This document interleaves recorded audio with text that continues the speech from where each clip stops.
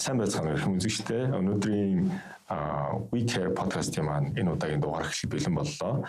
За миний бие Ундрах Эрдэнэ нэмж байна. За өнөөдөр миний хамтран хөтлөгчөөр гэрлэн нэмж байна. Цэжний хүн дэмжлийн нэмж байгаа. За өнөөдрийн бидний зочноор интернет эмнэлгийн чанар аюулгүй үйл ажиллагаа хариуцсан захирал Батэрдэн захирал өргөдөн оролцож байна. За танд өнөөдөр бидний дугаарыг урилгыг хүлээн авч оролцож байгаа маш их баярлалаа. Та манай үзэгчдэд өөрийгөө би товч танилцуулаач. За энэ подкастт оролцож байгаад баярлалаа. За би 1996 онд Хамгаалах ухааны их сургууль төгссөн. За дараа нь Малайзийн үндэсний их сургууль 1999-с 2001 оны хооронд эмнэлгийн удирдлагын чиглэлээр мастер хамгаалсан. За үүний дараа 2007-оос 12 онд Австралийн Queensland их сургууль эмнэлгийн удирдлагын чиглэлээр Хамгаалах ухааны докторийн зэрэг хамгаалсан юм байна. За ажлын хувьд бол 96-аас 2000 онууд эрүүл мэндийн хөгжлийн үндэсний төвд мэргэжилтэн судлаач ажиллаж байгаад дараа нь эрүүл мэндийн яамд мэргэжилтэн газрын дэд тарах хийж байгаад за ингээ 2012 оноос Австралиас ирээд MCS Group-ийн интернет эмнэлэгт төслийн багаас эхлээд өнөөдрийн энэ дэд захирлын албад хасж байна. За өнөөдрийн манай подкастын сэдэв бол нэгэнт одоо бид нэр таны урьж оролцуулж байгаа учраас өнөөдөр хин нэгэн хүн эрүүл мэндийн салбарт хувь нэмрээ оруулахаар шийдээд эмнэлэг байгуулъя гэдэг юм уу?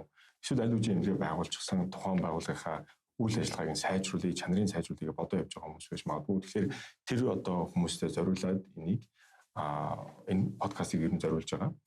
Дээрээс нь ерөнхийдөө эмнэлгийн байгууллага гэхэлэр бид нэр илүү эмч зөвлөгчөөр төсөөлөд байдаг. Гэтэл энэ байгууллага чинь ард энэ эмчийг хүнээ үзэхэд нь тэр совилгчийг хүн туслахад нь бүх юмыг бэлэн байлгаж хангаж яадаг энэ маш том бүтэц зохион байгуулалт буюу систем юм гэдэг талаас нь манай үзэгчдэд зөв ойлголт өгөх үүднээс таныг одоо урьж оруулж байгаа. Та сая хэллээ 11-2 оноос эхлээд интернет эмнэлэг дөнгөж цаасан дээр одоо төсөл байхаас нэг хэсэг ингээд та тэр үеэсээ эхлээд товчхон яриач. За намайг 2011 онд төслийн багт ороход манай интернет эмнэлгийн төслийн баг гэж үрсчихсэн. Цөөхөн хүнтэй 6-7 хүнтэй багт би энэ багт орж исэн. За тэгээд тэр үед бол төслийн зураг төслийн үе шат төлөвлөлтүүд явж исэн. Тэгэл хүний нөөцийн төлөвлөлт, ийм хэрэгсэл худалдаа авалт гэдэг ингээд чиглэлээр төслийн багууд дотроо одоо жижигхэн цөөхөнтэй багч гэсэн чиглэлээр үйл ажиллагааг явуулдаг байсан. Тэр утгаараа ер нь бол энэ эмнэлгийг анхаас нь ингээд төлөвлөөд зураг төслийн дуусгаад өргөжлүүлээд одоо хүний нөөцөө бүрдүүлээд сургаад төгрөмж худалдаа авалтаа хийгээд ингээд энэ явцанд эмнэлэг нь баригдаад тэгээд улсын комиссар ашиглалтанд оруулаад тэгээд дараа нь нөгөө эмнэлэг дотроо төгрөмжүүдээ сурвалжуулж тавиад тэгээд ингээд энэ бүх үйл явцад одоо оролцсон.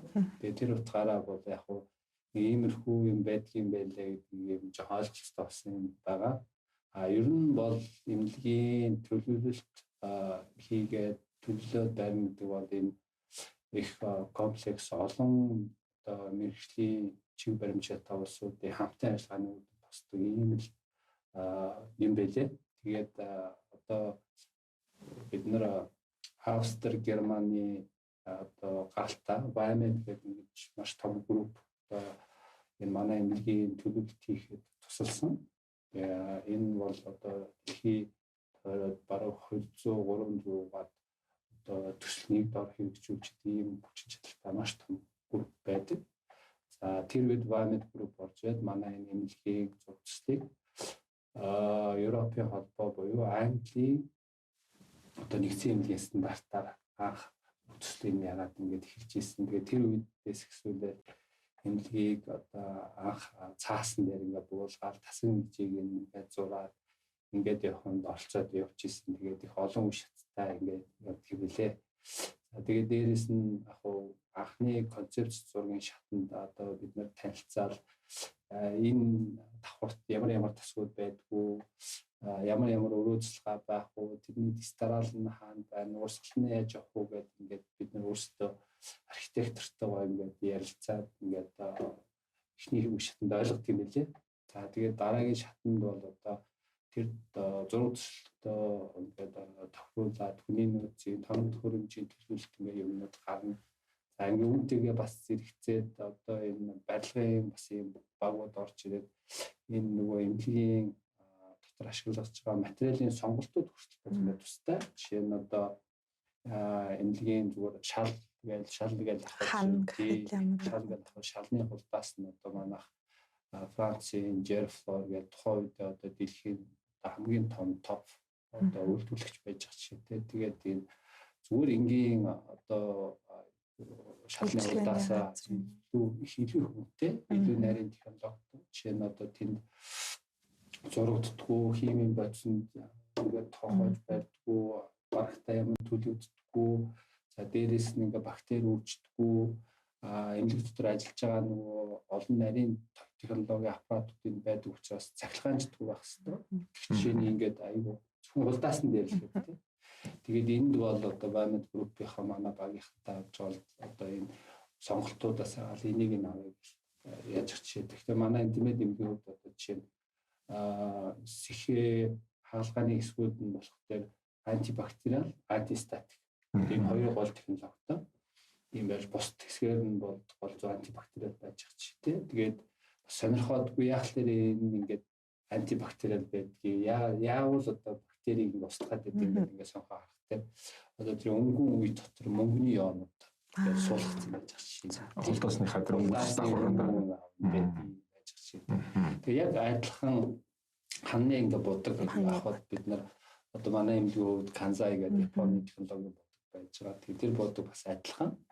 Бас мөнгөний ионтой ингээд байдаг. Тэгээ одоо тэр чанараа бол одоо 2000 удаа угаахад алдахгүй гэж яах жишээ нэ дээ. Тэгэхээр зэрэг бас ингээд юм болгоо ингээд тустаа удаа зориулалтаа юм байдаг. Тэгээ манай дээвэр бас адилхан. Тэгээд одоо хам тавьж байгаа ингээд пар гэж тэгэхэд нөгөө халагчуд тийм пар гэж тэгэхээр зүгээр ингээд тавьчих болно да. Тэгэхээр эмнэлгийн стихтэй зэрэг бодгон антибактериал байх хэвээр. Дээр нөгөө ингээд дундуур нь тоос шороо ороод угаахад амар байх үедээс хүлгэр байж байгаа жишээ тийм. Тэгээд одоо ингээ хоёр панелийн дундуур гар ингээд орж угаах зайтай байж байгаа. Гэх чинь ингээд ер нь бол ингээд эмнэлгийн төлөвлөлтийн шатнд бол яг hospital grade буюу эмнэлгийн зориулттай барилгын материалын сонголт гэдэг явах дээр айгүй их юм одоо сурч мэдэж ингэж явсан. Тэр зэрэг энэс яг ингээд өмнөд хэлэхэд бол эмнэлгийн төлөвлөлт энэ процесс бол маш олон чиглэлийн мэрэгжлийн зөвлөгөө авч энийг анханасаа зөв хийх юм байна гэсэн ийм одоо санаал бодогчлаа. Тийм тэгэхээр одоо зүгээр нэг айл орох гэж байгаа орон сууцны байшин биш л гэсэн санаа шиг ингээ харахад ингээ байшин юм шиг боловч дотор нь байгаа бүх юм одоо эрүүл мэндэд тустай хэрэгтэй. Тийм одоо материалаар бүтсэн байх нь байна. Яг би сандаг байхгүй 2013 онд би интимэд ажиллаж орж байсан. Тэгэхэд та бол айлж орчихсон ингээд төслийг хариуцаад удирдах явж байсан хүмүүсийн нэг. Тэгэхэд та нөгөө яг л өнөөдөр байгаатай адилхан чанараа ярьж байсан шүү дээ. Одоо ерөөсөө яг л энэ олон улсын чанар, аюулгүй байдал. Тэгэхээр бидний хувьд бол тухайн үед одоо залуу эмчнэр танаас их хайдаг. Одоо жишээлбэл бид нар чинь өөрсдөө эмч гэдэг үүднээсээ нөгөө оншоо яаж зүг тавих уу, яаж алдаа гаргачихгүй байх уу гэдэг талдаа л илүү бодож байгаа болохоос биш. Тэр аюул эрсдэл гэдэг юмыг чанар одоо тэр стандарт гэдэг юмны талаар харцангуй ойлголт бага байлаа л да. Тэгээд та бол одоо жишээлбэл ингээд австрал доктор хийгээд ирчихсэн. Ингээд энэ цааснаас нь ахуулаад ингээд өнөөдөр хүртэл явчихсан учраас их нөө юу гэж хэлдэг шүү дээ, role model гэж хэлдэг шүү дээ. Тийм байлаа. Их олон залуучуудын role model байлаа. Тийм тэгж хэлмээр санагдаад энэ тууштай байдал гэдэг юм нь одоо нэгсэндээ эмнэлэг байгуулахад их олон юм шаардлагатай юм байна. Дээрээс нь их удаан хугацааны нарийн төлөвлөсөн планинг хэрэгтэй юм байна. Тэгээд энэний ард одоо жишээлбэл эмнэлэг гэдэг юм хүмүүс дандаа л эмч төлөвчөөр төсөөлөд байгаа. Гэтэл ард нь одоо энэ эмнэлэг дотор уурсж байгаа ус нь яах юм? Параар тэр эмнэлгээ яаж халаах юм? Тэ? Энэ эмч одоо хүнээ үзэхэд тэр өрөөг дулаахан байлгахаас ахуулаад гэрэлтэй байлгахаас ахуулаад инженерингийн их том юм явж байгаа да. Тэрний талаар та бас нэг жоохон мэдээд өгөөч. Тэг яг уу би юуны өмнө хэлэхдээ би инженер биш, архитектор бас биш. Тэгээд архитектор дотроо бас эмнэлгийн архитектор гэдэг ингээд бас нарийн чиглэлтэй байт юм лээ. Тэгээд яг хоо Монгол улсын түүхэндээ бол энэ 60-70-аад оны үед бол яг энэ эмнэлгийн чиглэлээр сургагдсан ийм цөөхөн тооны архитекторууд бол байсан. Тэгээд тэр тухайн үедээ бол одоо манай 60-70-80-аад оны нөгөө их бүтээн байгуулалтын үеийн олон улсын эмнэлгүүд энтрийг бол яг мэргэжлийн хүмүүс төлөвлөд явж исэн юм байлээ. Юунд тэгээд түүнээс хойш нөгөө дараагийн үеийн сургагдаагүй ингээд зай гарцсан юм байсан учраас тэгээд одоо манай төслийн хувьд бол тухайн үедээ бид нар олон улсын одоо стандартын эмнэлэг, олон улсын одоо тусан чанар стандартын хэмжээнд үйл ажиллагаа явуулдаг ийм эмнэлэг байхын тулд анханасаа л одоо олон улс төрлийн жишээлбэл хамгийн сайн архитекторуудыг авъя гэдэг үгнээс тэр Австри, Герман, Японд групптэй одоо хамт ажиллагаа хүрээнд юмнуудаа зохион хэрэгжүүлсэн байдаг. За тэгээд тэдний одоо энэ архитекторуудын одоо урсгал зохион байгуулалтанд бид нар маш их юм суралцсан л да. Өрөөний байршил одоо хаалга нэгт хаагдах хүртэл бол бүр тус тустай ингээд явдаг. Одоо жишээ нь нэг өдөр бид нар суучсан чинь энэ хаалганы доо формула гэдэг ингээд амар том Excel файл ороод ирж байгаа. Тэгээд ингээд ороод ирэх чинь тэнд чинь 850 орчим мөр хаалга. Тэгээд 800 орчим 50 хаалга байгаа байхгүй манай эмнэлэг дотор. Тэгээд бүгд ингээд хэмжээтэй тэгээд нааш яшаа онгоосгох хүртэл өөр байхгүй юу? За тэгээд төгжээндээс өөр. За зөвхөн хаалган дээр л ярьж штеп. Гэхдээ за нэгдүгээр хаалга ингээд 850 хаалга бол бүгдөө мастер киттэй буюу одоо нэгдсэн түлхүүртэй байх хэрэгтэй. Тус тустай ингээ онгохоос гадна аюулгүй байдлынхаа хүрээнд одоо шөнө орой гал төмөр ингээ гарахад нэг мастер түлхүүр байх хэрэгтэй. Тэр түлхүүрээр бүгдийн бүх хаалга онгож байх хэрэгтэй. Гэж байгаа байхгүй юу? Тий. За тэгээд тэр нь бол мастерын одоо түлхүүрийн төвшин гэхэд төвшөнтэй байх юм уу? Тасаг нэгжээрээ ингээд бүлэг тэр бүлгүүдийн нэгтгээд дахиад бүр нэг том ингээд 2-3 төвшөнтэй янз байж болт юм. За ингээд түлхүүртэй холбоотой нэг юм. За хоёрдугаар будаг. Будаг гэхээр чинь антибактериал байх хэрэгтэй. Тэгээд за окей. За тэгвэл хаалганы өргөн орж. Хаалганы өргөн гэдээ байх. За энэ өрөөнд тийм ээ хэн орж үйлчлүүлэх юм те. За үйлчлэгчтэй хүн орж байгаа бол зүгээр яваад орох юм уу? Тэрхэн цэртэй хүн орох юм уу? Зөвхөн ажилтан орох юм уу? Эсвэл ортогоо орох юм гэдэг юм тий. За ингээд өргөн чинь бол 70 та хаалга, 90 та хаалга, 110 та юу хоёр тишээ онгоох уу, дохоогоор онгоох уу гэдэг ингээд өөр болоо явж байгаа шүү дээ. За тэнгуүлээ дараа нь нээдэг хаадаг чиглэл гэх 800 хаалга тусмартай тий. Хаашаа онгоох юм.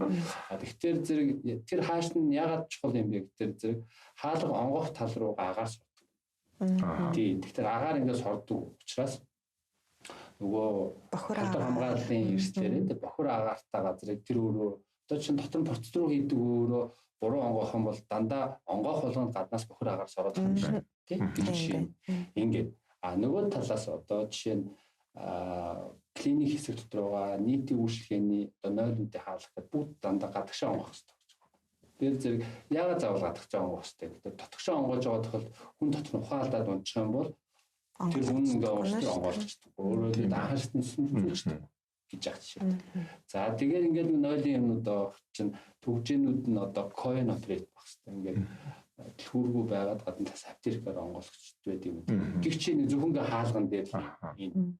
За тэгэл цаашаа одоо ингээд за ус гээл ярьлаа тий. Усны одоо зөвхөн манай эмнэлгийн хувьд ус гээд одоо гаднаас ирж байгаа усыг 50 микроноор фильтрдэж шүү дээ. Фильтрдээд одоо уг нь бол манай Монголын энэ бидний ууж байгаа энэ ус бол маш сайн чанарын хялттай, айгүй өндөр чанартай ингээд сайхан уулаас ирж байгаа ус шүү дээ. Туул өнөөс басж байгаа. Ингээл ийм ус гэж байгаа. Гэхдээ л одоо энэ Английн стандартын дагуу гэхэд бид нэр тэнд орж ирж байгаа дунд нь хөвж байгаа, барьж байгаа янз бүрийн ургамлын өдөлмөлийн юмнууд одоо учраас одоо жишээ нь бид нэр 50 микроноор шүүгээд тэгээд одоо 70 куб метр ийм 210 куб метр усан санд өртөг авч байгаа. За яа заавал ингээ 210 байх хэвээр манай хэрэглээ чинь 20 30 үйл 230 куб метр л байсан тохиол. Тэгэхээр биднэрт яагаад 210 хэрэгтэй юм гэдэг ингэхдээ зэрэг аюулгүй байдлын стандарт гэж байгаа. За нэгдүгээр юу вэ нөхдөр ингээд ус тасарлаа. Тэгэх юм бол ус тасраад янз бүрийн одоо ингээд газар хөдлөлт төр болох дээр зэрэг газар доогоорх нөгөө турбин ч бүгд тасарчдаг. Тэгээ газар ингээд чичирхий хөдөлгөөн ингээд. Тэгэхээр зэрэг тэнд гимтсэн бүх улсууд эмнэлэг дээр ингээ яваачих тэр эмнэлэг нь усгүй ч. Тэгэхээр зэрэг тэр устай одоо тэр эхний хэмжээний аюулгүй байдлыг хангахын тулд нөөц таах хэрэгтэй. За тэгээд манайх бол 7 14 эхний үед бол 21 хоног бие аваа явуучих чадaltaй хэмжээний устай байсан. За хоёр дахь юм нь байна нөхдөр энэ газар хөдлөлт интерес ингээ болоод ингээ явах тэр зэрэг гал их гардаг. Тэгэхээр зэрэг газар хөдлөл байшин нуурал ингээ гал гарангуул усан унтрах тэр нөгөө турбинууд тасарч учраас усгүй болчихдог. Тэгэхээр зэрэг эмнэлэг бол өөрт тустай очих. Заавалчгүй зайлшгүй нөөцтэй очих. Гихшээ. За тэгвэл цаашаа ингээ яваад ихтэй зэрэг усны хатуулт гэдэг ярьлаа тий. Тэр зэрэг Монгол улсын ерөнхий тус бол энэ нөгөө их эрдэслэг ийм өндөр улсын юу учраас ер нь хатуулагч чанартай өндөртэй байдаг юм байна. Тэгээд хатуулагч чанар нь нэг юу нөхдөр зэрэг яг нарийн капилляртын нарийн багшнууд дээр бол ингээд дотроо гэмтэл үүсгээ дотор нь ингээд давсагчдаг тийм байж байдаг. Тийм учраас одоо энэ нарийн тоног төхөөрөмжүүдийг бид нэр усаа зөвлөх хэрэгтэй болчих тийм. Тэгэхээр нөгөө том савтаа уснаас чинь бид нэр ахаад нэг дэд систем үүсгэж байгаа. Тэгээд тэн дээрээ бол бид нэр reverse osmosis юу тавиад ус тавиад тэгээд тэн дээрээ бол нөгөө conductivity буюу усны хатуулагч чанарыг одоо чинь хавар намар бол нөгөө газар доорх тийм хүмүүсийн тэр хайлт хэрэгтэй зэрэг хатуулагч чанар нэмэгддэм байна. Тэр дээр зэрэг манай энэ турбагаар ирж байгаа усны хатуулагч чанар хавар бол 2000 хүрч байгаа байхгүй. Гэтэл манай лабораторийн багшнуудын одоо ажиллах чанар 0-5. Тэгэхээр зэрэг их зэрэг од. Тэгэхээр зэрэг тийм том зөрөө. Тэгэхээр тэр 2000 та усыг бид нэр өөрийнхөө одоо энэ лабораторийн бодон төвлөрсөн хариуцлагын юмдаа яхахын тулд тэрийг 0 болгож байгаа. За тэгээ 0 болгоод ингээ болцсон ус чинь одоо чинь бид нэр анх бас үйл ажиллагаа явуулаад хийж хахад reverse osmosis системийг ингээ тавьчаал байж идэл өглөө ингээл болгонгууд бүхэн болгоо 8 цагт ажиллаа яриад лабораторид бүгд ингээл зэрэг ажиллаад төвлөрсөн хариуцлага дээр яг нэг 3 савч зэрэг ажиллах уудал чинь нөөц нь усны даралт төрхөөр зогсчдөг. Тэгэхээр зэрэг нөгөө нэг чигд яваадаг бол болоод байна. Яг өглөөрөө зэрэг 8 цагт бүгдөө аппарат ингээ ячих дээр ус нь өрхөө явчихдаг. Тэгэхээр зэрэг бид нөөц ус таах хэрэгтэй. Тэгээд нөөц ус тэнд ингээ тавиад нөөц усны савнд ингээ орчих. За тэгээд нөөц усныхаа ингээ савыг ингээ тавиад зөвлөгөө ингээ авахтай зэрэг энэ одоо зөвлөрүүлсэн энэ ус чинь тогтнол ширүүсээ байж болохгүй. Тогтонгүй ажиллах. Тогтонгүй хан бол ингээс бактери уурчих. Тийм учраас энэ одоо 2 тонны энэ савтаа усаа та нар байнга хэрэглүүлж. Тэгээ ингээд байнга хэрэглүүлээд ноцоосоор ингээд тэгээд дундаа хэрэглэж яхад нь бас хитягаан туяаны гол ингээд зогч байгаа хэрэгтэй. Давхар хариуцлага гэж. Тэгээд тэр ярьж байгаа концепц юмнууд нь бол бас үнэн байгаа даахгүй. Жишээ нь одоо манай тэр хоёр усны тэр циркуляц үүсдэг ингээд О хэлбэрийн одоо ингээд салаа ерөөсөө байж болох. О хэлбэрийн тэгээд байнга хэрэглэж байгаа. Тэр О хэлбэрийн юмнаас ингээд салгаж аваад за манай диализийн юм дээр чинь нэг дээрээс нь орж ингээд явахт 3-4 м орчим юм салаа байх. Тэгээд тэр нь ингээд доошоо буугаад диализ авахд орж байгаа байхгүй юу? Тэгээд нөгөө чинь диализийн хүн чинь орой нэг 10-11 хүртэл яаж байгаа л явчихж байгаа шүү дээ. Тэгээд шөнө нь бол машин зогсож өглөө ирээд бид нар нөгөө үйл ажиллагаа явуулахаа өмнө нөгөө усаа ингээ гоожулж байгаа аппараттай холбоотой бид нар дээж авдаг усны дээж авдаг чинь сар болго 14 хоног. Тэгээд авах дээр зэрэг нөгөө дунд байсан хоримтлагдсан усан дотор чинь бактери бол амар өндөр ургацсан байж байгаа. Тэгэхээр тэр бас үнэн яг бодтой байж байгаа шүү дээ. Байгаль хэрэгж чадсан. Ийм байж ах чигтэй. За ус бол ингээд явж штэ. За тэгээд дээрэс нь мөн устай холбоотой юм гэхэд ялангуяа одоо энэ орто эмнэлгүүд бол дандаа дүүштэй байгаа. Тэгээд энэ дүүштэй эмнэлгүүд дээр яг одоо энэ GSA олон улсын стандарт байна, Европын холбооны стандарт бас байдаг. Энэ дээр нөгөө легионелла халдварын эсрэг хэрэгжүүлэх ёстой гэсэн юм заалт байдгийг. Тэгээд нөгөө одоо энэ легионелла гэж бас юу гараад ирэх вэ гэдэг нь санахад унших дээр зэрэг легионелл гэдэг нь бол одоо Францын цэргүүд шүү дээ. Бид нар легион гэж ярьж байгаа шүү дээ. Энэ легионууд нь ингээд цэргийн хооронд дотроо ингээд усанд орсны дараа ингээд бөөнөрөө нэг төрлийн уушгины хатгаанд өртөжсэн. Тэгээ одоо энэ юу болчих вэ яач юу гэдэгтэр зэрэг бүлийн усанд үүсдэг легионелл гэдэг юм бактери бүгдөө тэр нөө усны газар цэргүүд орсон бүгдөө уушгины хатгаа орчихсон байна. Тэгээд энээс үүсэж легионелл гэж нэрлсэн. За одоо эмнэлгийн хувьд болох дээр зэрэг нөгөө эмнэлэг твцэж байгаа өөрчлөлтч маань бүгд биеийн сэргүүцэл султай юм байдаг. За тэгээд биеийн сэргүүцэл султай өглөө нөгөө дүүшинд ороод усаа ингээл шүрчгтэрээ зэрэг нөгөө дүүшний толгойн дотор шинжингүй үрдсэн бактери агаарт ингээд цацагддаг. Тэрний явцлаар ордог. Тэр нь нөгөө бие суларцсан өвчтөг усанд орох дээр зэрэг ингээд өвчлөлт ийм юмтай.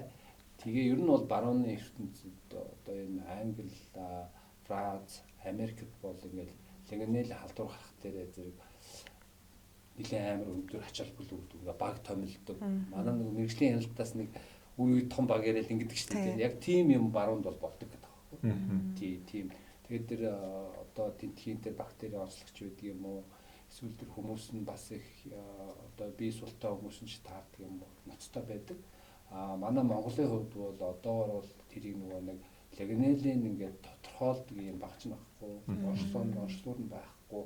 Ийм учраас бид нэр одоо жишээ нь эмнэлэг твж байгаа дуушгины хатгаа үүсгэж байгаа юм дотор явчихыг үүсэхгүй. Бид нар өөрсдөө нөгөө оршилж чадахгүй. Тийм байна тийм. Тэгэхээр зэрэг одоо тэр энэ бактерист яаж хамгаалах юм бэ гэхээр зэрэг одоо эмнэлэг дээр чинь манай эмнэлгийн хувьд одоо энэ халдвараас сэргийлэх хөтөлбөрийг хэрэгжүүлдэг. Тэгээд тэн дээр нь одоо чинь манай одоо сан техникийн инженер тэгээ халдварын хяналт сэргийлэлтийн хүмүүстэй лаборатори хамсраад ингээд байнга шинжилгээ хийгээд байнга тойроод эмнэлгүүдээр явж идэг. Тэгээд нөгөө ашиглалтанд байгаагүй даан дотроо зогсолттой байгаа засвар хийсэн юм уу ийм юмнууд дээр байнга хяналт хийгээд явж байгаа.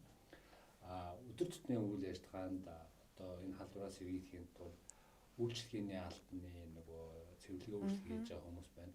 Өглөө үйлчлүүлэгч ингээ усанд орохоос өмнө 6 цагт орж ирээд тэр нөгөө шүршүүрийн толгоогоо хамгийн халуун дээр нь тавиад 2 минут гойж болчихдог. 2 минут. Тий 2 минут гойж. Бид нар флаш 2 минутын флаш гэж ярьдаг. Тэгээд тэгчих юм бол тэр нөгөө 60 градусд 3 минут энэ хүчдэг байхгүй. Тийм тэгэхээр бас их боломжтой байна. Тийм байгаа да. За нөгөө талаас бас манайх энэ нөгөө систем дотроо усныхаа системийг өөрсдөө бас нэмж холоожуулаад тэгээд системийн хэмжээний бүх усаа бактерийн төвшингээр бууруулах юм бас боломжтой байж байгаа. Тэгээд ингээд усны яваад урсаад за тэгээ хамгийн сүүлд одоо нөгөө үйлчлүүлэгчийн карант дээр очиж байгаа юм дээр бас нэмэлт шаардлагууд орж ирж байгаа. Жишээ нь одоо эмч сувлагч хүн үйлчлүүлэгчтэй ингээд үйлчлүүлэхийнхаа өмнө дараа гараа ингээд заавал угааж явах хэрэгтэй. Тийм тэгээд ингээд гараа угаахтаа яг тэр процессын өмнө нь одоо дээдлийн нөгөө хаалтыг хаахтаа хамгийн их бохирдол авдаг. Тийм. Тэгэхээр зэрэг манай эмнэлгийн хувьд одоо энэ жоохон технологийн дэвшил гараад юутай болсон, сенсортой болсон. Мэдрэгчтэй гараа ингээ хөрөхтөр гоожоод ингэчээр зэрэг болж байна. Тэгэхээр энэ дээр нөгөө нэг эмнэлгийн бас шаардлага шүү дээ. Тийм.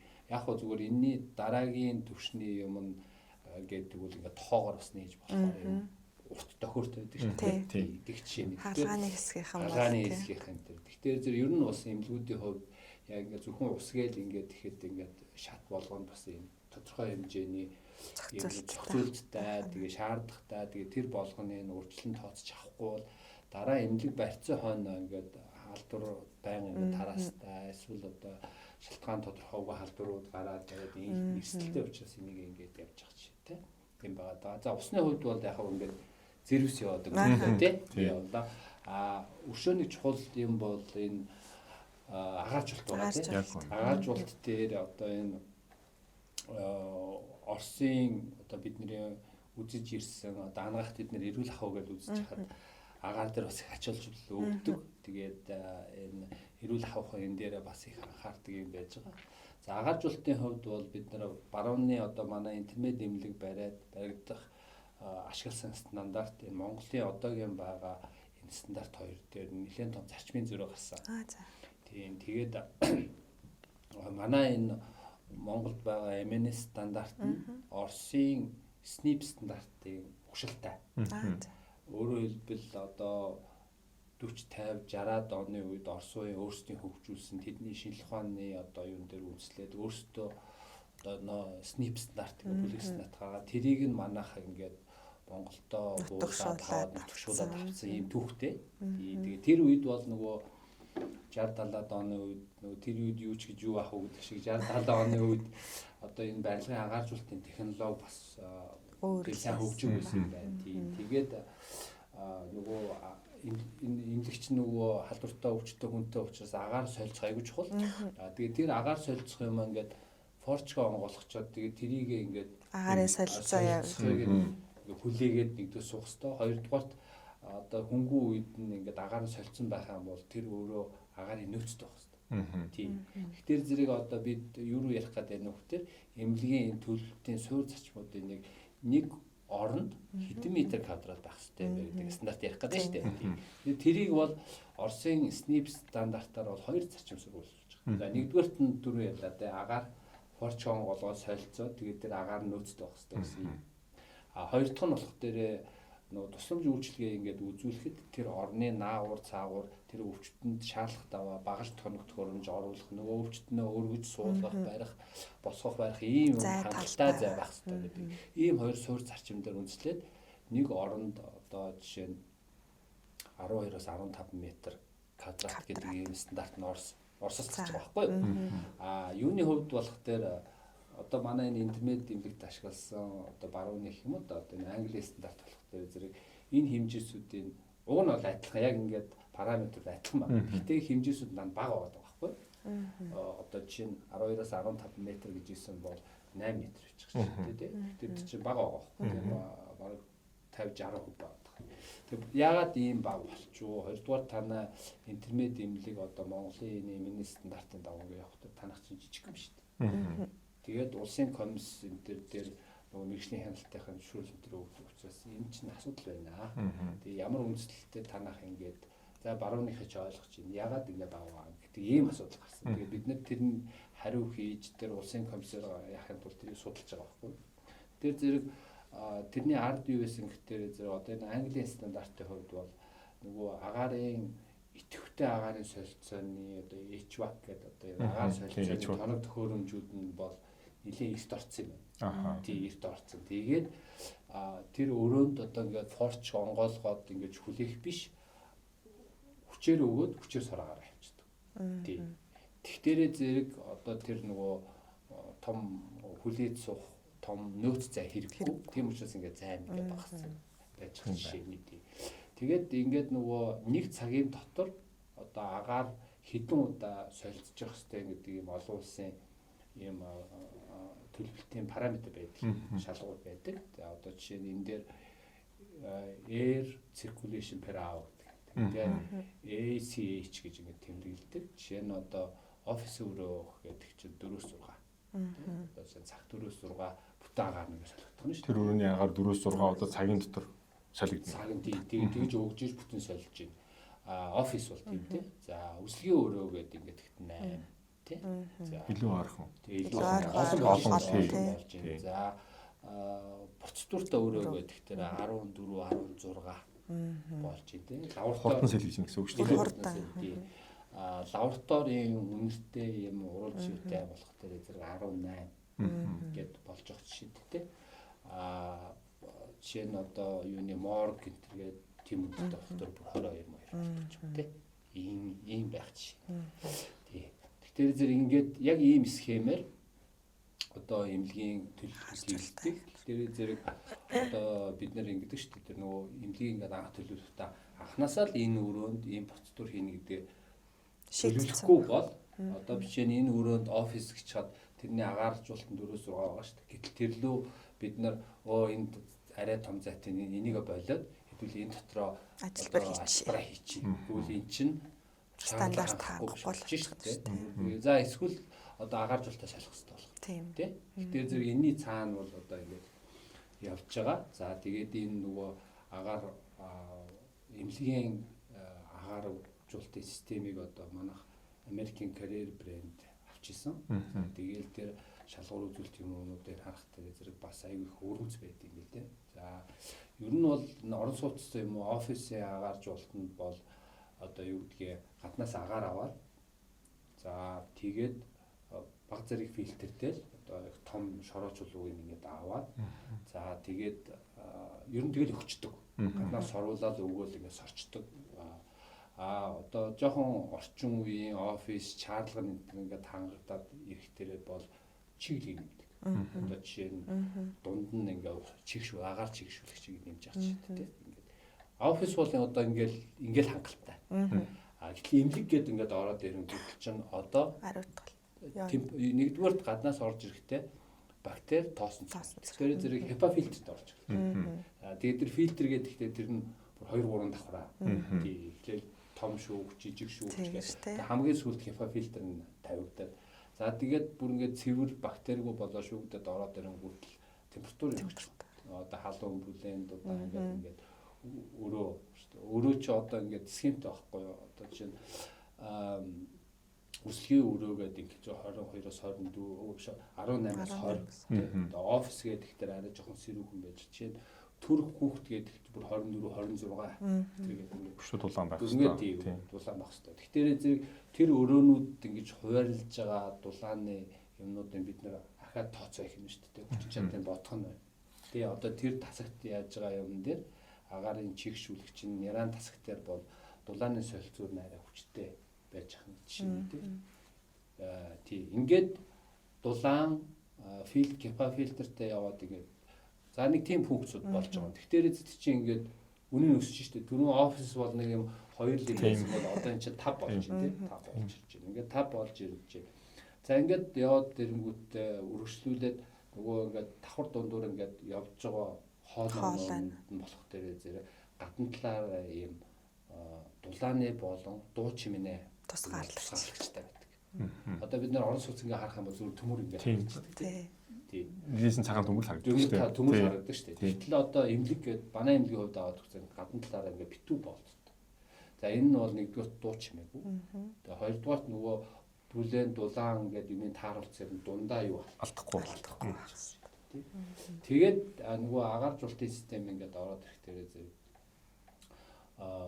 нэгдүгээр би агаарын эргэлтийг ярьсан. Одоо хоёрдугаарт агаарын эргэлт чинь ингээд одоо манай эмнэлгийн 850 өрөө болгон ингээд тусгай юутай хүмүүс схемтэй тийм. За энэ зориулт бол 4 гээл тэгснэ процедурын өрөө болохтой 12 16 гэдэг бүгд ингээ өөрөө ингээд схемтэй ингээ явж чинь тийм. Энэ ингээд эмнэлгийн агааржуулалтын төлөвт яриад байна тийм. Ингээд тийм. За ингээд явсныхаа дараа энэ агаарын эргэлтээс гадна даралтын асуудал. Агаарын даралтаа ахаад томоор нь төлөвлөнө. Тэгэхээр зэрэг халдварын хяналт сэргийлэлтийн үүднээсээ бол ариунаасаа бохирлоо. Бохир агаар буцаад шууд гарна. Эмнэлгээс гарахтаа одоо барууны сүүлийн стандартууд болох дээр зэрэг орчиндөө ээлтэй байна. Тэгэхээр зэрэг одоо бохир халдвартай агаарыг та нар шууд гудамж руу цацахгүй шүү дээ. Ингээд ингээд шаардлагатай байж байгаа. Тэгэхээр зэрэг манай тусгаарлах өрөөнүүдийн сорох агаар бүгд HEPA фильтртэй байж байгаа. Дахиад давхар фильтрчиж гарна гэсэн үг. Фильтрчиж гарна. Өөрөөр хэлбэл энэ гудамжаар явж байгаа энэ хүмүүс халдвар авах гэсэн. Яг үнэ. Гэх жишээ тийм.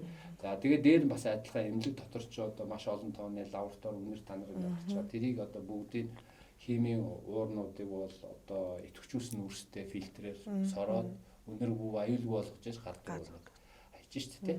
За тэгээд нөгөө түрүү ярьж байгаа ажлаа нөгөө агаарын урсгалч нэг өндөр далдтаагаас бага далд руу урсдаг учраас нөгөө урсгалуудаа хийн. Хамгийн гол нь одоо процедурын өрөөн дээр хамгийн өндөр далд өгөөд хаалганы өрөөнөөс эхэлж штэ процедур. Тэгээд бусдууд нь ингээл хаалга онгоолоход агаар гадна тийш явж байгаа шиг тий. Тэгээ ингэж хийдэг. За тэгээд сөрөг далтай өрөөнүүд нэгвэл одоо тэр их өнөр мөнөртэй дээрээс нь халдварын явтайг явж идэв. Өндөр халдварын эрсдэлтэй хүмүүсийн энэ авдаг. Тэгээ энэ дээр нөгөө далттай адилхан түрүүн нэг зэрэс дурдаад өнгөрсөн хаалганы нээлт онгоолтууд чинь энэ дээр бас уйлдаж байна тий. Тэр болгон чинь хоорондоо уйлдаад холбоотой утгатай. Тэр болгон утга учиртай одоо аль даралт энэ даралт ингээ онгоогоо сорох уугүй юу гэдэг ингээд яаж ах чи тий. Жишээ нь ариун хэсэгт бол ингээд хаалгаа буруу онгоолох юм бол коридорт байгаа юмыг соруулаад ороод ирчих чи тий. Ингээд ийм зүйлүүд байдаг. Тэгээ энэ агаарын хяналтыг бол эмнэлгийн үйл ажиллагааны төвшөнд бол ингээд сар болгон агаараас ингээд тунц тавиад соруулаад фильтртэй бид нэг юм хянаа явж идэг. Тэгэхээр эмнэлэг дотор зөвхөн агаартай холбоотой асуудлаар л хэд ингээд бүхэлдэн ийм шинжилгээ явж ах чинь. Яг үнэ. Яг таны наадах чиглэл гэсэн байхгүй. Эний чинь ард ингээд нүдэнд харагдахгүй гарт баригдахгүй ч гэсэн эний чинь ард том шинжилгээ ухаан байгаа. Тэрийг нь баталдаг нотолдог лабораториуд байна. Тэрийг нь судалдаг олон улсын эрдэмтдийн судлаач нар байна.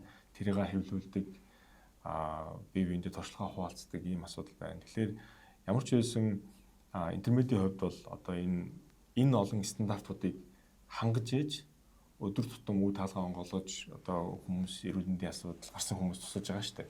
Тэгэхээр энийг ингээд олон жил хийгээд ирэхээр одоо жишээлбэл танд за өөрийн имлэг бол мэдээж хэрэг ингээд одоо ингээд та эхнээс нь бүр ингээд төлөвлөөд хийгээд явсан учраас бүгдээрээ сайн мэдж байгаа. Эсвэл өөр ус оронд очиод ч юм уу эсвэл өөр нэг имлэгт ч юм уу адилхан үйл ажиллагаа явуулдаг байгууллагад очихоор ингээд нүдэнд ингээд өөсөвүүд нь харагдаад байдгүй. Тэд болоод гэж надад санагдаад байна л да. Бол тий ингээд айгу өөртөгч болчихдог. Тий өөртөгч болчихдог. Одоо улсын болон бусад имлэгүүдээр ингээд явах дээр зэрэг одоо зүүдээр нь ороод энийг нь уг нь тэгчүүл гэсэн санаа эсвэл зөндөө байдаг. Тийм тэгээд яг хаа зарим нэг нь хэлэл явдаг, зарим нэг нь тэр ойлгох хүн байна, ойлгохгүй хүн байна. Тэгээд нөгөө ерөнхий одоо ингээд цаад санаа нь юу байна вэ гэхээр энийг нөгөө ийм байдаг гэдгийг тэр бол хүн ойлгохгүй учраас энэ одоо илүү юм яриад байна. Амьдрал нийцэхгүй юм ярьж ийн гэдэг санаагаар бас хандах гад идэг. Тийм. Зүгээр манай эмнэлгийн хувьд бол бид нар бас нэг азтай зүйл нь энэ нөгөө 2020 он дараа нь 24 онуудад энэ Асын хөгжлийн банкны төслүүд дээр манай зөвлөх баг оролцсон. Тийм. Тэгээ энэ дээр бол гол санаа нь яг хүүхдэр ерөөсөө ингээд бидний өөрийн интернетэд хоригдлуулсан энэ туршлага одоо улсын эмнэлгүүд анх ингээд барьж төлөвлөхөд нь бид нэр өөрсдийнхээ зөвлөн туслахаар орохоор одоо мэддэг юмнуудаас хуваалцъя гэдэг ийм санаагаар манайх орсон. Тэгээд энэ сонгоны хайрхан дүүргийн жижиг нэгдсэн эмнэлгийн төсөл дээр бол манайх яг хөө барилга дээр нь баг зэрэг орсон, дотоод үйл ажиллагаанд бол зөвлөхөөр орсон. Сая 24 оны энэ Аз хөгжлийн банкны төсөл дээр Улаанбаатар хотын Хаан улд дүүрэг Чингэлтэй дүүргийн нэгдсэн эмнэлгийн төлөвлөлт дээр нь Ховд Ус аймгийн нэгдсэн эмнэлгүүдийн өргөтгөлүүдийн барилга дээр бид нар оролцсон. Барилгын төлөвлөлтөнд нь бас оролцсон. Тэгээ энэ дээр бол бид яг л одоо бидний хуримтлуулсан туршлага тэрийг одоо яг нь улсын эмнэлэгт хэрэгжүүлж часаа гэдэг үгнээс бүх шаардлагуудаа тавиад орсон. Тэгээ одоо Хаан дүүргийн Чингэлтэй дүүргийн эмнэлгүүд маань ер нь барилга дэд бүтцийн зүгээс бол гоё шүү. Гоё цогцолтой явсан. Одоо юуны ус Ховд аймгийн өргөтгөлүүдийг бол бид нар яг тэр тасгуудаа бараг л ахаад нэг интернет шиг тийм юмнуудыг яг шаардлагын дагуу явуулдаг гэсэн. Тэгээ тэр маань бас хэрэгжих энэ шатандаа бид нар нөгөө архитекторийн баг, инженерүүдийн баг нь бол бараг л манайхаас байнга нэлээд удаан хугацаа суралцсан. Нөгөө зураг төсөл дээр нь ингээд явах тэр нөгөө нэг би түрүү ярьлаа шүү дээ. Яг эмнэлгийн чиглэлээр мэргэжсэн архитектор, эмнэлгийн чиглэлээр мэргэжсэн агаар сэлгэлтийн инженер, эмнэлгийн мэргэжсэн одоо нөгөө цэвэр бохирдсны инженер, цахилгааны инженер гэдэг ийм юмнууд нь ингээд нарийн мэргэжсэн ийм өрмөц юмнуудаа бас тэр мэддэг хүн байдаг юм байл. Тэгээ энийг бол нөгөө зураг төслийн баг дээр байсан инженерүүд нь манай эмнэлэг дээр ирээл гад өөрсдөө явж үзээл тэгэл ойлгоол яваал ингээд явсан. Тэгээд энэ дээр бас бид нэр манай эмнэлгийн зүгээс одоо энэ салбарын хөгжилтөд хийж байгаа бас нэг тийм дөрвтойхон ийм тусдын болсон болов уу гэж бодож байгаа шүү дээ. Тийм.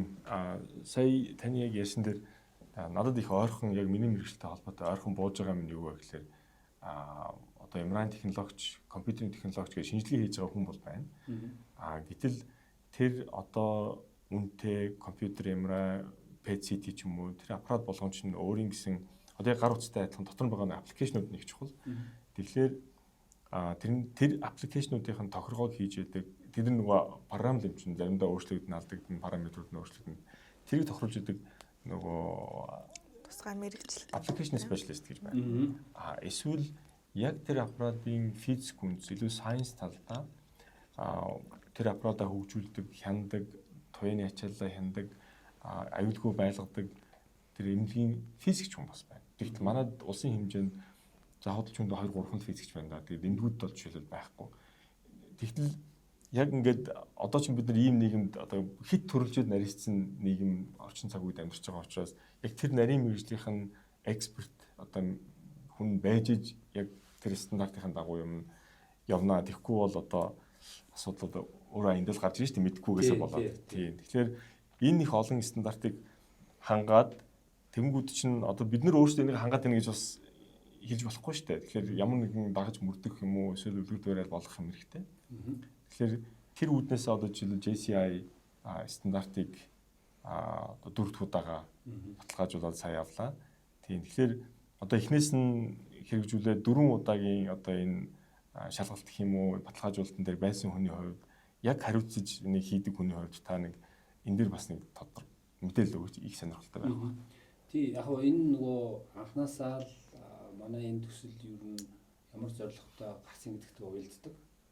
Энэ нь бол нөгөө 1990-ад оны эдийн засгийн нөгөө хэцүү үед бүхэл салбарт амар хүндрэл бэрхшээлүүд гарч ирсэн. Тэгээ тэрний нэг нь бол одоо манай салбарын санхүүжилт буурсантай холбоотой. За тэгэл ороо босгоо цаг үеэс болоод сайн мэргэжлүүд нь гадна тийш энэ төр яваад амь амьдралаа бодоод энэ төр ер нь аль салбарт адилхан хэцүү байсан үе шүү дээ. Тэгээ тэр үед бол энэ нэг эмнэлгийн тусламж үйлчилгээний чанар, аюулгүй байдал гэдэг дээр нэг хэсэг бүр анхаарахаа байцсан. Тэгээ тэрний айхтар үр дагавар нь юу байсан гэхээр зэрэг хүмүүсийн итгэл байхгүй. Итгэл буурсан. Тэр зэрэг одоо та бас эргээ санаж ийн үгүй юу? Тэр үед би бас яамд бас байж таарсан. Тэгээд тэн дээр тусламж үйлчилгээний ер нь чанарыг бас тийм яригддгүй байсан сэдв. Тэгээд тэр үед бид нар нэг удаа нэг гадны хөндлөнгийн лабораторийн шижигч нар ирээд тэгээд дээж нэг адилхан дээжийг ингээд төвөрсөн улсын болон хувийн эмнэлгүүдээр ингээд явхад нэг дээж 7 газар явхад тэр лабораторийн дээжийн хариу нь 7 өөр байсан. Тэгээд нэг шинжилгээнийх нь хариу нь бүр амьд хүнд байхааргүй хэмжээний тийм савлгаатай гарч ирсэн байхгүй. Тэгэхээр зэрэг тэр үед байсан улсууд одоо санджил байх бах те ингээд нэг имлэг дээр ингээд яваад өчгдөр зэрэг та доошоо буугаад манай шинжилгээ өгөөрэй гэдэг. Ягаад гэхээр зэрэг нөгөө өөр эмчилгээ газар очиод лаборатори шилгээ өгчдөр тэр нь өөр хачдаг. Тэгэхээр зэрэг тэрийг давахын тулд тэр нь өдөр тутам байнга өөр дөр байдаг учраас хэдий хэмжээний багцаатай байдаг өөрөө мэддэг учраас манай эмнэлэг шинжилгээ өгөөрэй гэдэг байсан шүү дээ тийм. Тэгээд тэр үед бол одоо ингээд зүгээр ирхэн хүн ингээд яваад очиход тоног төхөөрөмжийн зарим нь ажиллан зарим нь ажиллахгүй нэг шинжилгээ өгөхдөө нэг газар очих дээр ирвэл нөгөө газар нь очих дээр ирвэл биш болчдөг. Тэгээд ингээл толгойн нэрг за ерөөсө боли би хятад явлаа, Сингапур явлаа, Солонгос явлаа гэдэг ийм үе байсан. За тэгээд энэ үед бол одоо манай энэ эмнэлгийн төслийг манай хөрөнгө оруулагч нар ер нь одоо энэ дээр туслая. Энэ одоо улс үндэс орны хувьд бол яг энэ эрүүл мэндийн энэ чухал асуудал дээр ингээ ихтгэл буурчлаа. Бүгдөө л гад тийшээ явж гин нүүж гин энэ урсгалыг зогсооё. Тэгээ ингээ зогсоохын тулд яг тийм ихтгэл төрөхүйц гадны стандартын эмнэлэг барьяа л гэдэг ийм санаал гарсан юм байл. Анх одоо юу вэ? Тэгээд тэн дээр дараагийн асуулт гэхтэр зэрэг олон улсын одоо энэ ихтгэл төрөхүйц олон улсын стандартын эмнэлэг гэдэг ийм яриа гараад тэгэхээр тэр олон улсын стандарт гэдэг нь юу юм бэ? Хин хэмжих, хаанаас гарах, яаж хэмжих, бид нэр олон улсын стандарт гэдэг өөрсдөө зарлчих юм уу, яах гэдэг юм гарна шүү дээ. Тэр зэрэг ер нь бол энэ чанарыг яг хөндлөнгийн одоо хэмжээд чанартай үгүй байна гэдгийг энэ магадлал итгэмжлэлийн систем гэдэг юм байд юм байна. Энэ бол бас сал 60-70-аад оны үеэр л гарсан одоо ийм шин систем. Бас өмнө нь бол бас тэгж нэг яригддаггүй л тийм л байсан үе л дээ. Тэгээд магадлал итгэмжлэлийн системд одоо дэлхий дээр хүчтэй бусад улс орнууд нь тэрлүү хардныхаар магадлал итгэмжлүүлдэг нэг 4-5 систем байж байгаа. Тэгээд тэр дотор одоо Австралийн систем байна. Магадлал итгэмжлэлийн Канада гэж байж байдаг. Европын холбооных гэж байдаг. Тийм системүүд байгаа. За Солонгосынх бас байдаг. Гэхдээ олон улс явдаг юм би сайн мэдэхгүй байна. Тэгээ Америкийн систем гэсэн байгаа. За тэгээ бидэд энэ магадлал итгэмжлэлийн системүүд ингээ харж байгаад тэгээд ер нь одоо хамгийн нэр хүндтэй дээрээс нь хамгийн чанга. Анхнаасаа л бид нар одоо өндөр стандарт тавиа явуучих юм бол бид нар тэр нөгөө явж байгаа урсгал бас нэг тийм итгэлийг буцаад авчрах тийм юм тэр хүмүүсийн итгэлийг буцаад сэргээх хэмжээний тийм стандарт гэхээр хамгийн чанга стандарт байх гэдэг байхгүй. Тэгээд бид нэр Америкийн нэгдсэн улсын JCI стандартыг авсан. Энэ маань Joint Commission International гэдэг ийм үгний товчлол л доо. Тэгээд энэ маань JACO буюу Америкийн үндэсний магадлал итгэмжлэлийн систем. Тэгээд энэ нь бол 1960-аад онд үүссэн өөрийн үндэсний магадлал итгэмжлэлийн системээс 1999 онд салсан байдаг. Тэгээд тэрний ямар шалтгаанаар гэхээр Америкийн нэгдсэн улс чинь нөгөө дэлхийн 40 гаруй оронд цэргийн баазтай байдаг гинэ. Тэгээд нөгөө цэргийн бааз болгон дээр эмнэлэгтэй. Тэгээд нөгөө цэргийн баазуудынхаа эмнэлгийн чанарыг шалгахын тулд нөгөө нөхдүүд чинь хилт авч явах хэрэгтэй болоод тэгээд тэр 1999 онд анхны Joint Commission International гэдэг ингээд ашигын бус ийм байгууллага салж гараад явсан юм билээ. За тэгээд тэр нь нөгөө Дубай ч гэдэг юм анхны энэ араб энэ гадны том цэргийн баазуудаар ингээ явахдаа тэр эмнэлгүүд нь амар чанартай хөгжөөд явуулсан байгаа байхгүй. Тэнгүүд л тэрлүү нөгөө орон нутгийн хүмүүс нь хушуураад одоо эдний энэ цэргийн эмнэлэгт үзүүлж би эднийх л найдвартай ингээд оршилдог байдаг гэдэг. Ингээд хушуурангуут л нөгөө орон нутгийн олон улсын эмнэлгүүд нь танах манахыг магадлал итгэмжлэл өгч гэдэг ийм түүхтэй юм байна. Тэгээ одоо бол JCI байгууллага нь дэлхийн 70 гаруй оронд магадлал итгэмжлэж байгаа юм байна да. Тэгээд хамгийн чанга. Бусад 3 магадлал итгэмжлэх системээс ялгаатай нэг одоо суурь зарчим юу байна вэ гэхээр динамик. Өөрөөр хэлбэл 3 жил тутам чангарч идэг. Нөгөө системүүд нь болохоор Монгол шиг магадлал итгэмжлэлийн нэг юм шалгууртай. Тэгэхээр тэр нь байгаа л. Тэрийг л давж л тэрийгээ давж л нэг давцсан хүн дараагийн удаа толгоо өгдөг юм байна. Тэгээ ингээ санаа аварч. Давхан тодорхой. Нэг удаа даваад тэгэл ер нь болоо л гэсэн. Нэг удаа даварч дараагийн удаа 3 жилийн дараа магадлал итгэмжлэхтэй өмнө давсан чинь дараагаар амархан шүү дээ. Дээрээ зэрэг ингээд нөгөө байгууллагатай ингээд урагшаа өөрсөнд нь чээл хөгжих боломж юм хаагдмалах нь шүү дээ. JCI онцлог нь болохоор 3 жил ингээд чангараад идэг учраас эхнийхээ ямиг давж идэл дараагийн нь гараад ингэтээрээ зэрэг ерөөсөө нэг орсон бол тэгэл тэр чигээр. Тэгээ одоо ингээд буцах юм байхгүй. Тийм ийм учраас энэ олон улсын JCI стандартыг одоо манайх магадлал 16 онд бид анх удаа авсан. Тийм тэгээд 3 жил тутам 3 жил тутам хийгээд ингээд сая 10 сард бид 4 дахь удаа магадлал итгэмжлэж байгаа. Бид анх орохдоо 5 дугаар стандартын магадлалыг итгэмжлэж ирсэн.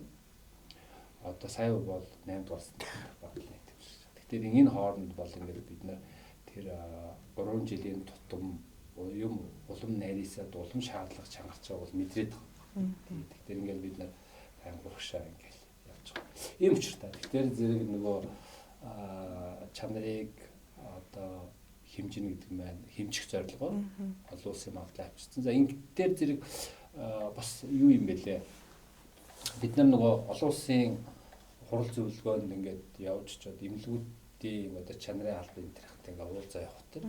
Одоо бид нартай зүг Америкийн имлгүүд байна, Сауди Арабийн имлгүүд байсан, за Шанхай, Сингапурын имлгүүд, Кореийн имлгүүд гэдэг нөгөө чанарынхантай ингээд уулзах тэр. Тэр GCA давцсан имлгүүдийн ярьж байгаа асуудал зовлон яг ижилхэн нэг төвшөнд. Тэдний төвшөнд хөгжлөө гэсэн санаа шүү. Өөрөөр хэлбэл тэр Сингапурын имлэг дотор болж байгаа процесс үйл явц тэгээд эдний өдөр тутам явж байгаа юм нэг адилхан болчтой. Чанар үйл ажиллагаа урсгал адилхан нэг хэлээр ярьж байгаа гэсэн санаа. Нэг хэлээр ярьж байгаа гэсэн. Тэгэхээр зэрэг өөрөөр хэлбэл Монголд тэр Сингапурын тэр Нью-Йоркийн Сауди Арабийн имлэг энд ирсэн байна. JCI гэхээр одоо хүмүүсийн дунд бас нэг төөрөгддөг асуудал нь нөгөө JCI гэдэг нэг залуучуудын байгууллага тэрнтэй андуураад байдаг юм билээ. Тэгдэг. Тэгээ ер нь бол яг хөө бид нэр 16 онд JCI магадлалын итгэмжлэлт авсныхаа дараа бид нэр ерөөсөө тэрний магадлалын итгэмжлэлт 8 сард магадлалын итгэмжлэлтэд 10 сард анхны сургалтаа хийжсэн. Тэгээд энэ маань одоо бид хэд нөгөө өөрсдөө гिचлээ одоо бусад эмнэлгүүдтэй энэ олон улсын стандартыг таниулъя мэдүүлъя судлуулъя гэдэг ийм санаагаар сургалтууд хийчихсэн. Тэгээ бид нар анх GCA гэдэг ингээ ярих тэр зэрэг яг одоо таны хэлдэг шиг Junior Chamber юу лээ нэг тийм international гэдэг байгууллага байдаг. Тэр нэг олон улсын бизнесийн байгууллагууд. Тэрүүнтэй их андуурдаг гэсэн үг байна. Тэгээд тэрнээс хойш 16 оноос хойш бид нар жилд 2 3 удаа тэгээд байнга одоо энэ яамны яриа хэлэн ажлын хэсгүүд дээр GCI одоо ярьсаар бод. Одоо бол GCI гэхэд эрүүл мэндийн салбар л авдаг тэрнтэй андуурахгүй. Бүгд GCI гэдэг мэддэг болсон. Тий. Тэгээ одоо 10 жил шаарддаг юм байна да. Ер нь 10 жил шаарддаг тий. Ярьж ээж болж байгаа. Тэгээ одоо тэгээ тэрний бас нэг үр дагавар байх одоо төрийн олон эрүүл мэндийн байгууллагууд одоо GCI-тай болчихсон. Одоо бид нар тэгээд бэлтгэлээр хангахын тулд юу хэрэгтэй вэ? Яах ёстой вэ? Танахаар орж үзье гэсэн юм байгууллага зөндөө байдаг. Тэгээд зэрэг бас нэг үе бол бас яг энэ зөвлөө явж байгаа ийм хүмүүс мэдлэгтэй болж юм. Тэр чигээрээ бас хүмүүс чанар аюулгүй байдлыг ойлгож юм. Чухал юм байна гэдгийг мэддэг болчихоо. Тэгээд энэ засгийн газрууд ч гэсэн бас энэ дээр анхаарал энэ ер нь нэг дараагийн одоо GCI-тэй эмнэлгүүдийг төрүүлье гэдэг хүсэл эрмэлзэл хаана авах шүү. Тэгвэл одоо ер нь ирээдүйд Монголынхаа одоо улсын эмнэлгүүдэд ч гэсэн JCI магадлалыг хэмжлэгдэх боломж бол байгаа гэж харж байгаа. Байгаа гэж харж байгаа. Тэгээд тэрний тулд ер нь нөгөө зарчмууд аягүй сайн ойлгох хэрэгтэй. Тэгээд төрүүлж шиг нөгөө эмнэлэг гэдгийг зүгээр нэг юм түрээсийн байранд ороод ингээ болчихно. Тэгээд ийм сайн эмчнийг сайн сувлэгч хоёр байхад нэг ийм эмнэлэг бий дагаа явчнаа гэж ойлгож болохгүй. Тэр энийг ингээ томоороо харах маш олон мэргэжлийн чиглэлээр энэ эмнэлгийн ерөөсөө анханасаа зөв төлөвлөж ингээ зөв явж ижил тэр одоо найдвартай аюулгүй туслан үйлчлэгийг үзүүлэх гэдэг нь шүү дээ. Тэгээд тасралтгүй тий гол нь. Та одоо 4 удаа JCI одоо accreditation буюу баталгаажлалтын шалгалтын үеэр байлаа шүү дээ. Тэгэхээр тэр яг шалгалтын үеэр ингээд хүмүүс ирэхэд нэг шалгалт юм чинь ялцчгүй бас нэг жоохон хичнээн сайн бэлтгэлтэй байсан гэсэн бас нэг жоохон догдлох сандрах юмуд гарч ирдэг. Яг тэр үеэр тохиолдсон хөгжилтэй юм шиг сургамжтай юм шиг тохиолдлуудаас яриа та. Тий, ер нь бол яг хуу GCI гэдэг төхөд тэр зэрэг бид нар маш олон төрлийн сургалтууд хийдэг. Тэгээд тэн дээр бол эхлээд одоо үйл явц нь юм байд юм аа. Ийм тэдэн тоорн ингэж хүн ийм дистаралтай явна. Засаг нэгжүүдээр ингэж явна.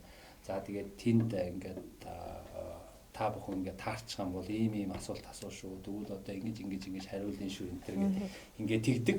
Тэгээд их сургалт хийдэг. Тэгээд тэрнээс болж бас тэр сургалтаас хүмүүс бас их айж имэж стресстэй шүү байгаа. Уг нь бол ингээд сураа тэрний даваа явуул гай байх гэж бидний зүгээс боддог. Тэгээд яг анхны нөгөө GCI үеэр ингээд явж байхад засаг нэгжүүдээр ингээд нөгөө нэг шинжээч нар ингээд явах тэр зэрэг хүмүүс ингээд сотоод баригдахгүй гэдэг ингээд Google коридор ингээд орж өгсдээ буцаад гараа явж явах жишээ тийм байсан. Тэгээ сая манайх 4 дахь удаага ороход манай нэг шинжээч юм хэлж ирсэн те.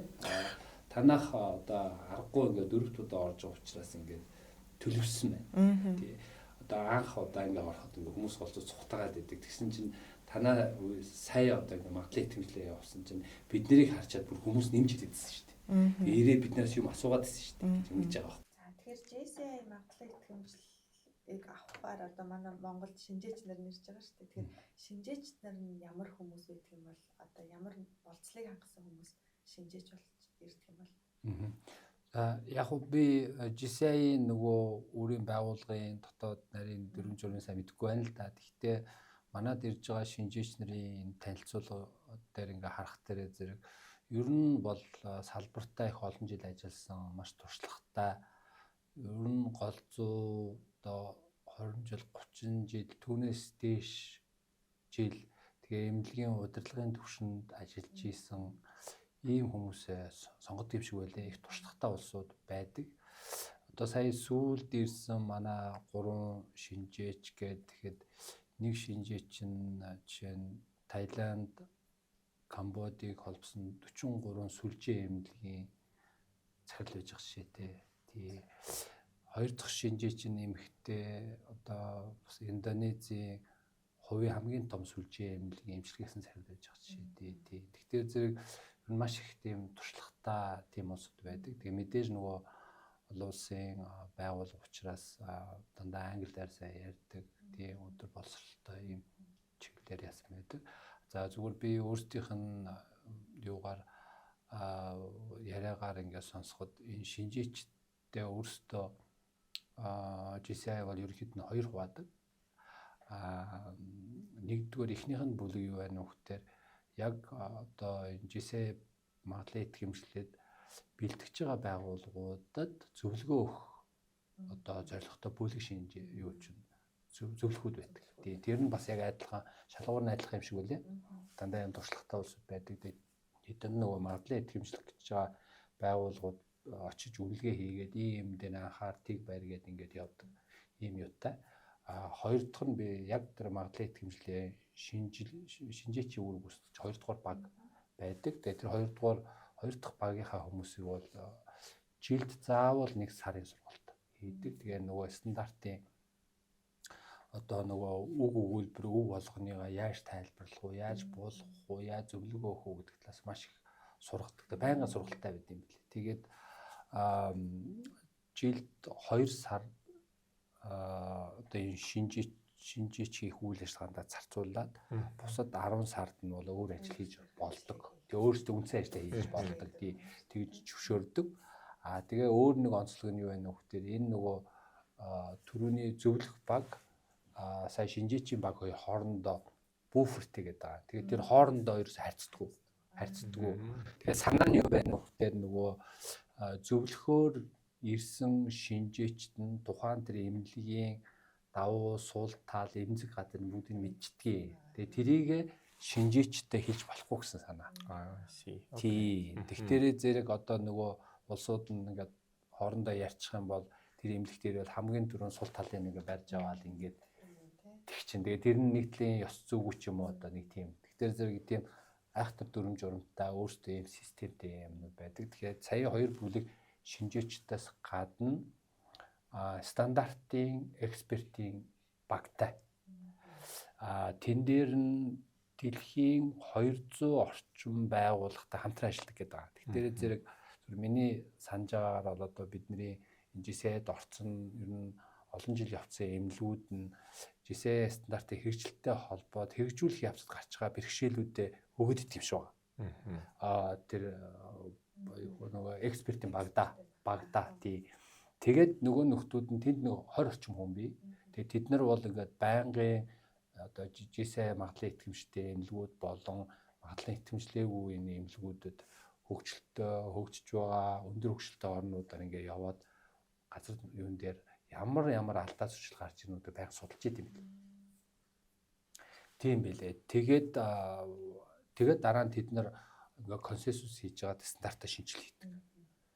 Тэгээ одоо жишээ нь саяын 8 дугаар стандарт дээр одоо пэч буюу бидний халагч микровейв шүү дээ. Микровейв дээр одоо галын аюулгүй байдал дээр одоо шинэ стандарт гаргаж ирж байгаа, анхаарал хандуулж байгаа.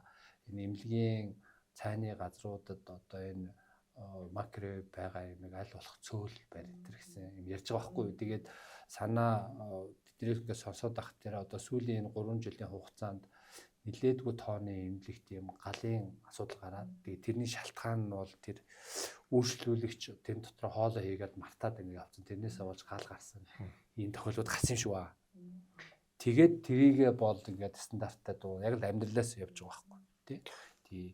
Тэгээд тэр нь бас айгүй юутай яг манай эмнэлгийн хувьд бид нар бас сая 3 или 4 сарын өмнө нэг удаа галын тохиолдол дуурсан. Тэр нь манай нэг одоо ээж одоо хоол халаах гад пэйжент хийгээд ингээд дарчаад тэгээд хүүхдтэй тэрээ явж мартцсан.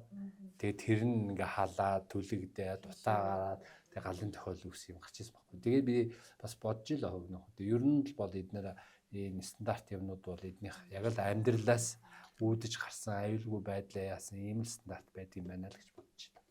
Одоо интернет эмнэлэг сая магадлал тэмцлэхдээ нийт хэдэн стандартын хэдэн одоо ингээд үзүүлэлтүүдийг хангасан болохоор ер нь бол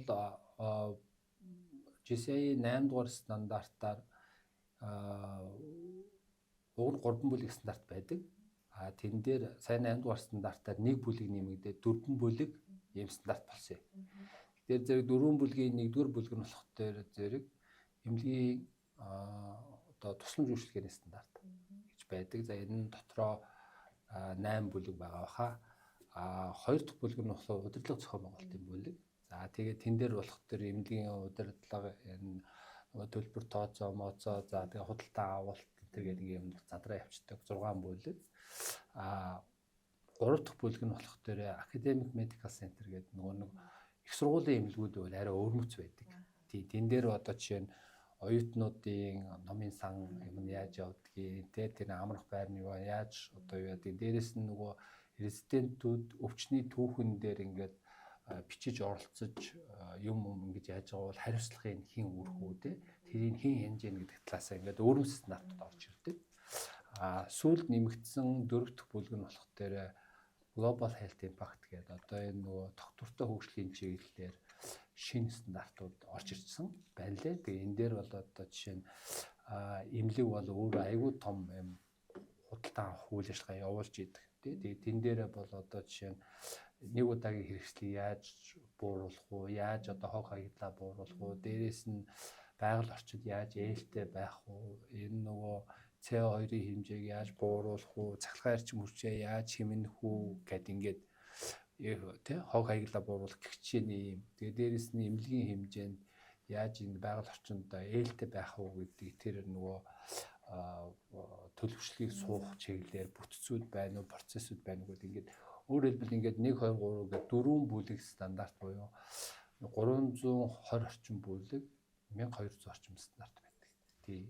Тэгээд энийг манайх 3 бүлгээр нь орсон нөгөө Academic Medical Center биш учраас 3 бүлгээр нь авсан. Тэгээд энэ 1198 шалгуур үзүүлэлтээ бид нар 98 орчим хувиар биелүүлээд тэнцсэн юм байж байгаа. За ер нь бол босго нь бол 90%-аас дээш биелэгчээж болдог. За тэр дундаа нөгөө IPSC гэдэг бидний ярьдаг юм да олон улсын өвчтний аюулгүй байдлын 6 стандарт байдаг. Тэгээ тэр стандартыг бол нөгөө үл твчих стандарт гэдэгт оруулдаг. Энд ерөөсөө алдаа гарч тэн дээр ерөөсөө алдаа гарч болохгүй. Тэгэхээр зөв тэн дээр бол ингээд ер нь А гэж шалгаж эхлэхдээ хамгийн түрүүнд тэр 6-ыг шалгадаг. Тэгэхээр энэ хамгийн одоо анхаарал хандуулах хэрэгтэй юм стандарт байгаа. Тэгээ тэр нь бол нэрэл одоо өвчтний эмнэлэг дээр ямар нэгэн алдаа гарах үндсэн шалтгаан тэр 6 л болдог. Тэгээ энэ дээр аягүй анхаардаг юм л.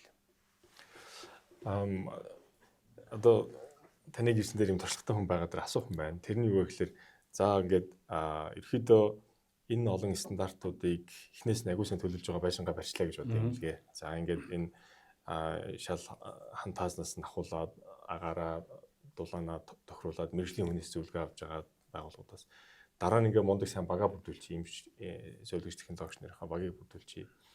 За ер нь бол олон улсад эрүүл мэндийн салбарыг удирдан хариуцсан ялангуяа эрүүл мэндийн бизнес гэдэг юм бол өөрөө хамгийн комплекс энэ дотор бүх юмыг шингээсэн банк санхүү эдийн засаг одоо даатгалаас ахуулаад. Тэгэхээр одоо ингээд байшингаа барьсан одоо чадварлаг эмч солигч нарынхаа багийг бүрдүүлсэн олон улсын стандарт хангацсан. Одоо ингээд энэ цааш нь удирдах асуудал байгаа. Тэгэхээр тэр нь бас одоо ингээд аваад ирсэн юмыг тогтвортой, тууштай, дээрэс нь улам хөгжүүлэх удирдлагын менежментийн JCI стандарт бас нэг хэсэг орсон байсан. Тэ одоо лидершип, мандат үзүүлэх тийм. Тэр та энэ дээр бас саналаа хэлээч. Тий. Ер нь бол яг хуу манад ийм нэг нийтлэг ийм ажиглаад байх тийм зүйл яваад тэгэхээр зэрэг одоо их сайн эмчтэй. Одоо мислийн айгуу сайн, мислийн эсвэл дотрын энэ хийм сайнч тэгэхээр ингээл мандаад олон түмэн нэртэй хүнтэй энэ хүн л эмнэлгийн дарга болвол тий хүнлэгдээд ирэхтэр зэрэг энэ хүнийг л эмнэлгийн дарга болгочих. Тэгвэл одоо тэгэл манай эмнэлэг айгуу мундаг болно гэж ингэж ийм төсөөлтөд явдаг. Гэхдээ яг үнэндээ бол эмнэлгийг одоо ийм комплекс одоо системүүд гэх юм уу да тий бид нар түр айгуу олон юмнаас тогтох гэж ярьсан. Энэ комплекс системийг удирдаад аваад явах өмнө мэрэгжлийн байхаар ёстой юм шиг байна. Тийм. Тэгээ энэ дээр бол яг хуу энэ чиглэлээр эрүүл мэндийн яг удирдлагын чиглэлээр огт одоо түүхэндээ юм хийгээгүй мөгөөл тийм биш. Одоо намайг тэр эрүүл мэндийн яам хөгжлийн төвд анх ажиллаж явах үед бол одоо хуучин социализм гэх юм уу да тийм. Тэр үед бол бас яг энэ эмнэлгийн удирдлагыг мэрэгжил гэж одоо тооцоод тэгээд одоо эмнэлгийн тасгийн эрхлэгч, эмнэлгийн дарга болж байгаа хүмүүсийг бид нар менежментийн суур шинжилх ухаанд нэг 14 21 хоногийн курс төгсгдөг байсан баг.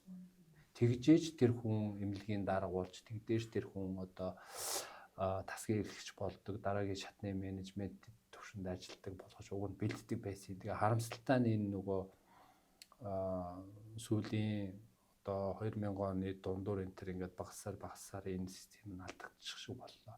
За энэ яг улсын хэмжээнд бол ингэ явж байгаа. За юуны хавьд мэрэгжлийнхаа хувьд бол энэ системийг удирдахын тулд мэрэгжлийн байх хэрэгтэй. За тэгээд тэр мэрэгжилдээ бол тэр эмнэлгийн системийг бүрэн ойлгодог, ер нь бүх чиглэлээр нь тодорхой хэмжээний ойлголттой байх хэрэгтэй.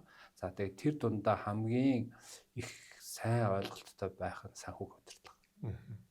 Санхүүгийн удирдлага байж байгаа. Тэгэхээр яг бид нар нөгөө түүхэндээ нөгөө одоо социализмын үед ингээд төсвөө санхүүжэл яваал ингээд яваад сураад ирцэн тэгээд бүх юм ингээ үнгүй яваад ирцэн тэр менталитет тэр нөгөө одоо сэтгэлгээс ерөөсө салахгүй байгаад байгаа. Тэгэхээр зэрэг одоо манай эмнэлгийн хувьд бол энэ эмнэлэг дотор болж байгаа бүхэл процесс тэр дотроо бол эмчилгээ үйлчлэгээ хэсэг нь бол нэг л хэсэг.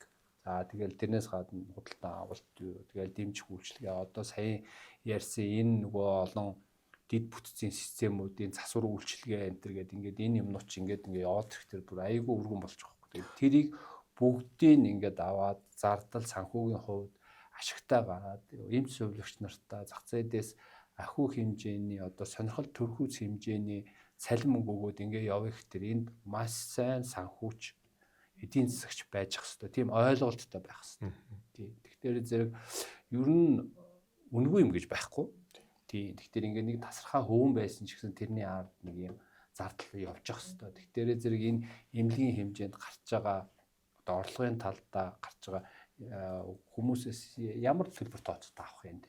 Тэгэхээр зэрэг энэ дээр нөгөө одоо хувийн эмнэлгүүдийн хувьд бол энэ зах зээлийн үнийн судалгаа энэ төрийг бол байнга хийж явах хэрэгтэй тийм. Үн бол ингээл байнга хэлбэлцчихэд ингээ юм шиг. Тэгэхээр зэрэг ямар тарифаар үйлчлэгийг үзүүлэх юм. Тэнд эрэлт хэрэгцээ нь хэр ба, ихсэж гин багасж гин хувийн эмнэлгүүд өөрсдөө ямар ба, яг тухайн чиглэлээр хичнээн одоо эмнэлэг үйл ажиллагаа явуулж гин яг ямар байшилд байна тийм. Одоо чинь Улаанбаатар хот чинь төгжрөл ихтэй нэг дүүргээс нөгөө дүүрэг рүү явах ч хагас өдөр болдог газар байршил одоо сүүлийн үед айгүй чухал болж байна тий. Тэгэхээр зэрэг хүмүүс одоо богино хугацаанд яваад тийм чанартай сэтгэл ханамжтай үйлчлэгээр сонирх нь шүү дээ. Тэгэхээр зэрэг тэднийг ингээ орж ирэхэд яавал тогтоо байх уу, яавал одоо боломжийн хэмжээний тарифтай авах уу, яавал тэдний асуудлыг бүрэн шийдэж өгөх үү. Тийм ийш тийш ингээ явуулаад ахгүй орж ирэл ингэхэд асуудлыг сонсоол тэр эрүүл мэндтэй холбоотой асуудлыг шийдэл ингээд өгөх ийм л юу. Тэгэхээр зэрэг ингээд бүх том дүр зургаар ингээ харах дээр зэрэг нийт орж байгаа орж ирлээ нийт гарч байгаа зарлага эдгээр чинь ингээд ядахтаа тулаад за нэг айхтар орлоготой биш байлээ гэхэд эмнэлгийн үйл ажиллагаа энэ өдөр тутмын үйл ажиллагаа явж байгаа юм а тэр агаарын фильтрээ сольж явах хэрэгтэй тийм ээ. Тэр одоо гар хөлөө угааж хариуцлага халдвар үүтгэхлээр тэр сайн амин байж хэвээр гэдэг. Энийг ингээд бүгдөө ингээд бодохын тулд маш сайн эдийн засаг санхүүгийн ийм мэрэгчлэлтэй хүн байх ёстой гэсэн ийм л бодолтой байдаг. Тэгвэл бол одоо сайн мэслийн эмч, сайн одоо дотрын эмч хүн гिचнээ одоо мундаг одоо яг сурч болох байх л да. Тэгтээ тэрийг ингэж хараад тийм хэмжээнд яханд бол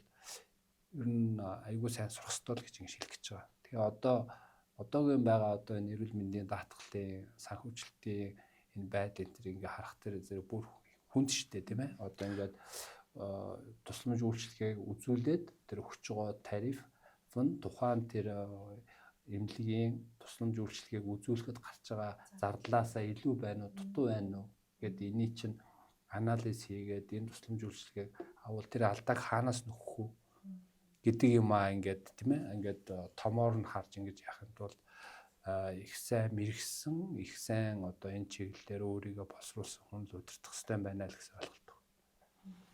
За маш их баярлалаа. Энэ удаагийн дугаарт хүрэлцэн гэж оролцсон. Интернет эмнэлгийн чанар аюулгүй үйл ажиллагаа хариуцсан захирал Батэрдэн захирлаа маш их баярлалаа. За ингээд уламжлалсаар нэвтрүүлгийн төгсгөл танд одоо сонсогчдод үзэгчдэд зориулаад үг хэлэх 1 минут өгье. За баярлалаа. За тэгээд үндсэн сэдвтэ хамааруулад тэгээд одоо бидний цагийн хугацаанд ер нь нөгөө эмнэлгийг анханасаа төслөө ингээ бичээ явахдаа анханасаа зөв төлөвлөөсөө. За тэгээд орчин цагийн энэ өрсөлдөөнд зах зээл дээр эрэлт хэрэгцээ, зах зээлийн судалгаагаа сайн хийгээсэй.